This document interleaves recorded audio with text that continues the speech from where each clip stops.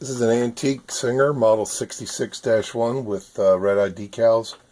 Serial number is G2783752, which dates to 1913. Decals have some wear, you can see here, and then paint along the front edge. The green decals are flaked, mainly on the bed, but also in some of the other spots. The machine's been serviced and is completely functional.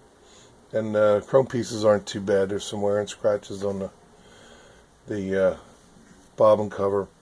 But just to show you, well, it stitches. Oh, also the machine has a hub or a boss located between or below the balance wheel, so you can hook up a motor or a hand crank. The table it's in is for demonstration purposes only. It is a Treadle machine, so just to show a full speed run test. And so I have 6 layers of denim, which were already stitched once for photo in the ad.